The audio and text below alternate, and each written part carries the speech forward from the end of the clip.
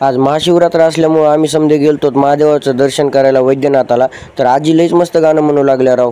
रामकृष्ण हरी मित्रांनो, आज आहे आपल्या चॅलेंजचा दिवस 53वा. तर रोजच्याच प्रमाणे सकाळ सकाळी मी आलतो जिम मध्ये व्यायाम काढायला. तर ह्या आमच्या जिम मधल्या मॅडम आहेत. यांच्याकडे बघून एक गोष्ट मात्र नक्कीच कळते की जिम ही फक्त पुरुषांसाठी नाही तर महिलांसाठी आहे आणि आपलं शरीर जपणं हे महिला असो की पुरुष समजाचंच कर्तव्य आहे. त्यामुळे डेली व्यायाम काढा, फिट राहा, मजबूत राहा. आता मी तर माझा सनसन व्यायाम कंप्लीट करून घेतला आणि जाता जाता शुभांगी ताईला ते भेटलो आणि नंतर आलो गावाकडे. आमचा भाऊ तर मोठा झालाय मग लहान लेकरांवानीच आहे करतोय. आता आम्हाला जायचं होतं वैद्यनाथाच्या पाया पडायला. मग काय निघालो होतो आम्ही. आलो तरी इथं भरतीच गर्दी होती राव. आल्या आल्या अगोदर बारीला लागून घेतला. तर आमच्या गँगचा भलता धिंगाणा होता. कसे ओरडू लागले बघ.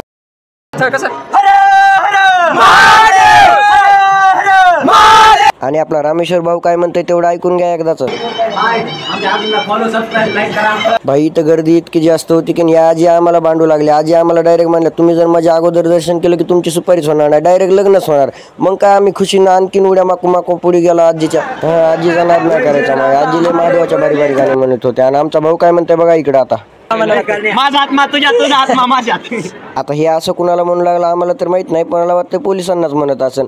आता तब्बल 5-6 तासानंतर आमचं दर्शन झालं. हे गोष्ट मात्र खरी बरं का. मित्रांसंगत जी मजा येते ना ती कशातच येत नाही. मित्रांसंगत टाइम कळलेलाही कळत नाही. आता येता येता आम्ही शुभम दादाला भावली घेतली बघा, भारी का नाही. आणि व्हिडिओ कसा वाटला ते कमेंटमध्ये नक्कीच सांगा.